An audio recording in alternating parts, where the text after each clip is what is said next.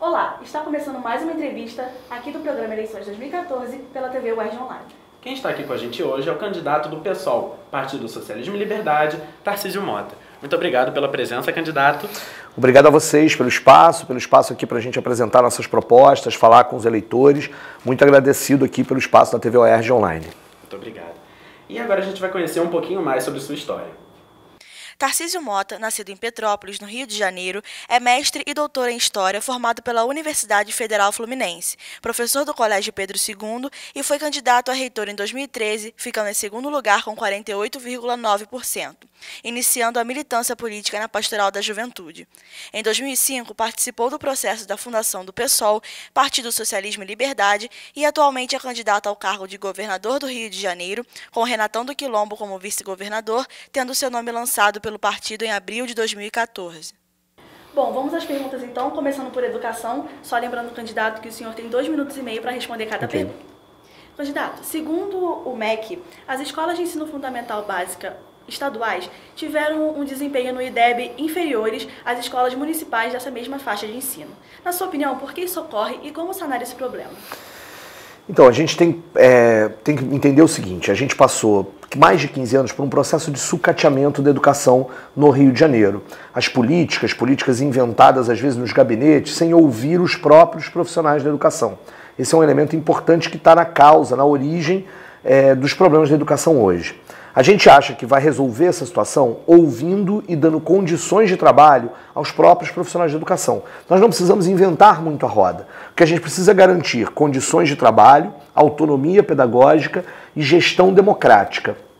Isso significa apostar, por exemplo, na valorização salarial dos profissionais de educação, tanto dos professores quanto dos funcionários das escolas. Isso é fundamental. Significa também apostar na questão do projeto político-pedagógico de cada escola.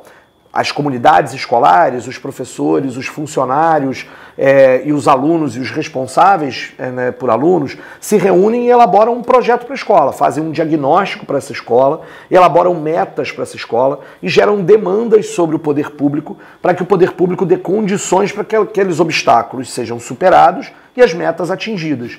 Isso significa inverter a lógica daquilo que os governos chamam de meritocracia, né, que é em que o governo estabelece metas e a escola que se vire para resolver. A gente inverte essa lógica. A própria comunidade escolar gera as metas, decide, vê os obstáculos e gera demanda sobre o poder público. E o poder público tem que dar condições. Colocar biblioteca, laboratório, ter mais professor concursado e tal. São elementos importantes para a gente. E, além disso, a própria questão da gestão democrática, que passa pela questão da eleição direta para diretor, o fortalecimento dos conselhos escolares, que são os elementos importantes para que a gente tenha a democracia por inteiro no estado do Rio de Janeiro e não apenas o poder fechado nos gabinetes e palácios como a gente tem hoje. Fazendo isso, dando condições, trabalhando na questão da autonomia pedagógica com gestão democrática, é claro que as escolas trabalharão melhor, porque os professores fazem isso porque gostam, têm a vocação de ser professor e a gente quer dar condições para que eles realizem. Para finalizar, eu queria lembrar ainda uma outra coisa. A gente está apostando muito na questão da recuperação da figura do animador cultural, para transformar cada escola num espaço de produção cultural da comunidade. Ainda falamos sobre educação, mas agora de ensino superior, a gente sabe que a UERJ possui alguns polos fora do Grande Rio, mas os cursos oferecidos são poucos. Como que o senhor, se eleito, pode fazer, quais são suas propostas para oferecer mais cursos fora do Grande Rio? Então, a gente precisa trabalhar com a perspectiva da interiorização das vagas do ensino superior estadual. E aí a UERJ é um elemento fundamental nisso. Ou seja, valorizar e conseguir garantir que os polos, como por exemplo a FFP em São Gonçalo ou a FEBEF em Caxias, né, que são polos importantes da UERJ, valorizar esses espaços como um espaço de ampliar o número de vagas, com condições de trabalho e com o aumento dos recursos. Não dá para fazer grandes milagres na educação superior se a gente não cumprir algo que estava previsto na Constituição Estadual, que foi inclusive recentemente até aprovado pela LERJ e foi vetado pelo atual governador, que é destinar os 6% do orçamento público para a educação superior estadual. Esse é um elemento para nós importantíssimo. Além disso, a questão da realização dos concursos públicos. Não dá para a gente viver com essa situação da quantidade de contratos temporários que nós temos hoje, especificamente na UERJ, contratos absolutamente precarizados, né? A gente tem que reverter completamente esse quadro. E, além disso, ter muita tranquilidade para verificar as demandas que a gente tem para os cursos em cada área e fazer a expansão com qualidade de ensino. Ou seja, recursos públicos, concurso público, com o diálogo com a própria comunidade escolar da UERJ, garantindo que a UERJ tenha autonomia financeira, que seu conselho superior, que seu conselho universitário, né, elabore as políticas de expansão e de demanda e que o poder público garanta que isso aconteça. A gente precisa também trabalhar ainda com relação à questão da educação superior, em diálogo constante com os profissionais da educação das universidades, tentar pensar uma carreira unificada da educação superior no Rio de Janeiro. É claro que isso significa que nós não vamos retirar direitos de nenhum desses trabalhadores das diferentes universidades que nós temos. E também do Instituto Superior de Educação, né, que está na FATEC. Mas é preciso pensar uma carreira unificada dos servidores de educação no estado do Rio de Janeiro. Isso é pensar uma política para a educação superior, de forma integrada, garantindo ao cidadão de todas as regiões do estado do Rio de Janeiro acesso ao ensino superior. Para nós, esses são os elementos fundamentais. É claro que a gente também trabalha com a perspectiva de construir um plano estadual de assistência estudantil para garantir que nestas áreas, e mesmo aqui no campus Maracanã, todo estudante que tenha acesso à universidade tenha condições de permanecer e concluir o seu curso de graduação ou de pós-graduação. Sobre saúde pública agora. Candidato, é fato que aqui no Rio de Janeiro a saúde é alvo de muitas críticas, inclusive o IBOP fez uma pesquisa e concluiu que a saúde é a maior preocupação da população no Rio. E fora da capital, a saúde é baseada nas UPAs. O que o senhor acha desse projeto e o que pode fazer para melhorar a saúde no estado? As UPAs são um band-aid numa fratura exposta. Nós temos uma situação caótica da saúde pública, que não é recente, que é de anos também de sucateamento, mas que precisa ser encarada pelo Estado de forma decisiva. A gente precisa recuperar o que é o projeto do SUS, né, o Sistema Único de Saúde, construído, inclusive, no processo da reforma sanitária dos anos 80, e que previa a questão da saúde pública, gratuita, universal, de qualidade. São uns elementos importantes para a gente. Então, para poder explicar com bastante tranquilidade, a gente precisa pensar em saúde como promoção, prevenção e assistência. Então tem todo um processo para a gente entender a saúde como um processo integral, né, da vida do ser humano. Qual é o papel do governador nessa história e qual é o papel do governo do estado? De um lado, ele precisa auxiliar os municípios que ainda não têm condições financeiras ou técnicas para universalizar o acesso aos programas de saúde da família. Então essa é uma atribuição municipal, mas que o governo estadual pode dar assistência técnica e financeira para isso. O Estado precisa assumir o seu papel de coordenador de todo o processo, de organizador do sistema, em que aquele que está no programa de saúde da família, que é o processo inclusive de prevenção e tal, em que se verifica a necessidade de um atendimento de média complexidade, aí é papel do Estado garantir as vagas e, portanto, ter os hospitais de média complexidade e organizar o sistema. Além disso, trabalhar com a questão da vigilância sanitária, né, tem uma série de atribuições que são atribuições do governo estadual. E onde ficam as UPAs nessa história toda?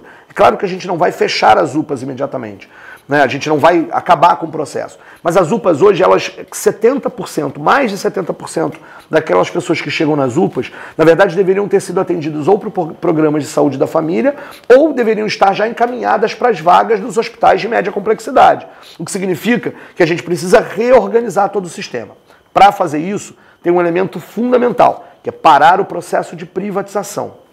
A saúde pública no Rio de Janeiro hoje, nós temos a questão das OS, da fundação, empresa, terceirização, é um caos administrativamente falando. É preciso parar o processo de privatização, retomar o controle por parte do Estado, realizar concursos públicos, pensar um plano de carreira que valorize o servidor da educação. Porque para a gente, saúde não pode ser negócio, a vida tem que estar acima do lucro, sempre. Esse é um princípio básico da administração que a gente almeja e imagina para o Estado do Rio de Janeiro. Isso, portanto, significa garantir saúde para todos, não como uma questão de mercadoria, mas como uma questão de direitos.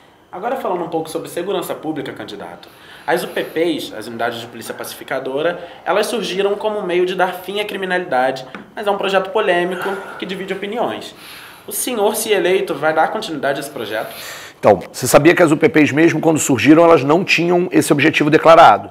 As UPPs são uma política de controle de territórios. Isso é diferente, ou seja, por isso, inclusive, aquela história de anunciar, de fazer com que, né, você controla aquele território e muitas vezes os traficantes que estão naquele território se deslocam apenas.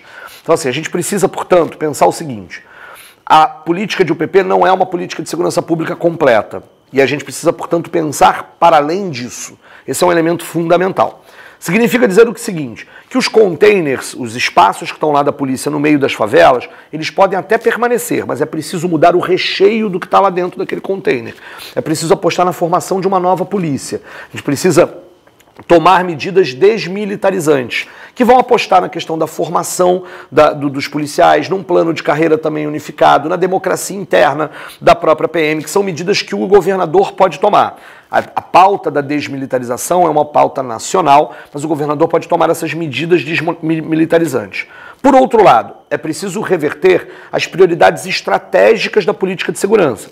A gente precisa focar toda a política de segurança nos índices técnicos, que precisam inclusive ser melhor produzidos e analisados, por exemplo, nos índices técnicos de homicídios, de estupros. São as áreas onde a gente tem maiores índices disso, que tem que ter a maior presença, né, da polícia. O elemento, então, significa pensar que hoje a política de segurança está orientada por uma lógica empresarial. Se utiliza e se instala UPPs nas áreas que são de interesse dos investimentos dos mega eventos. A gente precisa reorientar isso. E como outro elemento dessa reorientação da política de segurança como um todo, é preciso focar na questão do combate ao tráfico de armas. O que mata tanto o policial quanto o morador da favela são as armas.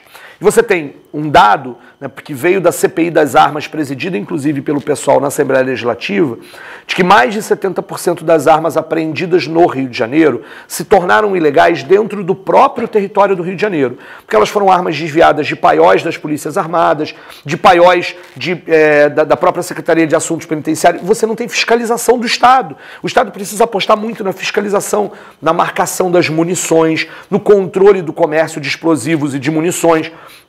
Essa é e na comunicação com a Polícia Federal, que também tem essa função.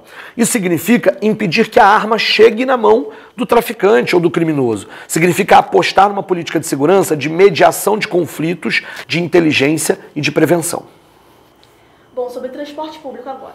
Candidato, o transporte no Rio de Janeiro é basicamente apoiado em rodovias, com pedágios muito caros e de baixa qualidade. Como é possível mudar essa realidade? Primeiro, nenhum candidato financiado por empresas que controlam o transporte público vai ter a coragem, ou vai ter condição, porque não é uma questão de coragem, para enfrentar isso de frente. Não se muda a questão do transporte público se nós não abrirmos a caixa preta hoje dos transportes, para identificar inclusive os custos e as receitas do próprio sistema de transporte público no estado do Rio de Janeiro. E para fazer isso, você não pode agora estar sendo financiado na campanha. Nós temos orgulho de dizer que não temos um centavo, um tostão de nenhuma dessas empresas que estão vinculadas ao controle das concessões de transporte público no Rio de Janeiro, as empreiteiras, sobretudo as empreiteiras. Então, partindo dessa premissa de que é preciso abrir a caixa preta dos transportes, tornar isso mais transparente, significa pensar, por exemplo, na unificação das agências hoje, da Getransp e do Detro, e tornar uma única agência com transparência e participação, sem as indicações políticas, mas com indicações técnicas. A gente começa a recuperar a capacidade de planejamento do Estado. Aí nós vamos trabalhar com o seguinte: é preciso pensar a região metropolitana do Rio de Janeiro a partir da lógica do transporte de massas. E ônibus não é transporte de massa. A gente precisa, portanto, valorizar a questão do trem, metrô e barcas. Em que sentido? Primeiro, expandir a questão do modal barcas, né? O modal através da Baía de Guanabara, utilizar a Baía de Guanabara como uma forma de integração metropolitana, como, por exemplo, a Estação das Barcas em São Gonçalo, Estação das Barcas na Ilha do Fundão, Estação das Barcas na Baixada Fluminense. Algumas delas estavam, inclusive, previstas no edital de licitação da concessão das barcas e sumiram essas obrigações da empresa numa renovação contratual.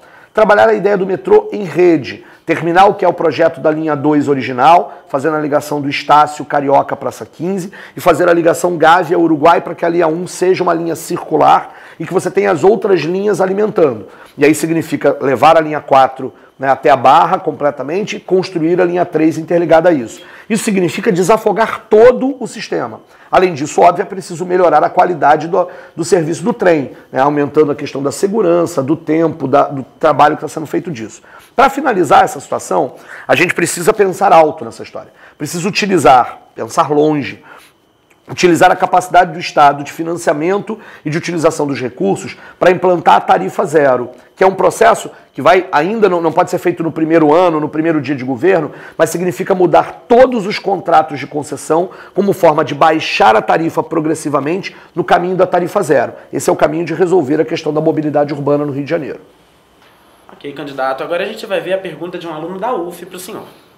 Meu nome é Paulo Vitor Bentonório, sou estudante da UF de Volta Redonda e eu gostaria de fazer uma pergunta acerca da destinação dos royalties para a educação, uma vez que já foi aprovado, que os candidatos pensam como eles pensam em estruturar o investimento progressivo aprovado no royalties de educação e tanto no PNE dentro do Estado do Rio de Janeiro, em vista que o Estado do Rio de Janeiro investe os royalties que tem em várias outras áreas, não necessariamente em educação. Então, Paulo Vitor, essa é uma boa pergunta, porque é uma das formas que nós vamos ter para ampliar os recursos destinados à educação. No nosso entendimento, a lei orgânica original do governo do Estado do Rio de Janeiro, a nossa Constituição estadual, previa lá atrás a questão dos 35% do orçamento público para a educação. Infelizmente, os governos vetaram essa lei e aplicaram sempre o mínimo em educação. Ao longo dos anos, você pode pegar os últimos 8 anos, nunca passou de 25,5%, e o mínimo constitucional é 25%. Porque para esses governos que nos antecederam, para pobre basta o mínimo. A gente precisa, portanto, aumentar progressivamente o gasto em educação para chegar em 35%. E de onde a gente vai tirar esse dinheiro? A gente vai tirar da auditoria da dívida pública, de uma reforma fiscal que mude essa característica do Robin Hood às avessas que nós temos no Estado do Rio de Janeiro. A gente vai tirar esse dinheiro de uma questão da discussão, inclusive, participativa do planejamento, mas nós vamos tirar parte desse dinheiro dos royalties, que serão aplicados conforme a legislação aprovada em educação. A discussão dos royalties, inclusive, precisa ser feita de forma muito séria, porque a gente precisa utilizar parte desse que está sendo destinada à educação e à saúde conforme a lei manda, mas também utilizar aqueles outros royalties que já estão hoje aqui, já são disponíveis para o Estado do Rio de Janeiro, inclusive, naquilo que eles deveriam ter sido destinados, como inclusive preservação do meio ambiente, garantia de compensação para o que é o dano ambiental da própria indústria do petróleo. E precisamos pensar a questão, inclusive, de superar essa perspectiva de uma matriz energética muito calcada na questão do petróleo. Então, essas são discussões de fundo, mas a legislação aprovada no PNE, embora limitada, porque nós defendíamos os 10% do PIB para a educação já, então uma lógica limitada para isso, mas nós queremos aproveitar essa fonte de recursos para investir em educação. Investir em educação pública. Essa é uma questão importante. Dinheiro público só para escola e universidades públicos. Esse é o nosso princípio de uma educação pública de qualidade, socialmente referenciada e financiada para que tenha qualidade. Sem dúvida alguma, a resposta à tua pergunta é que sim, nós vamos usar os royalties para investir em educação.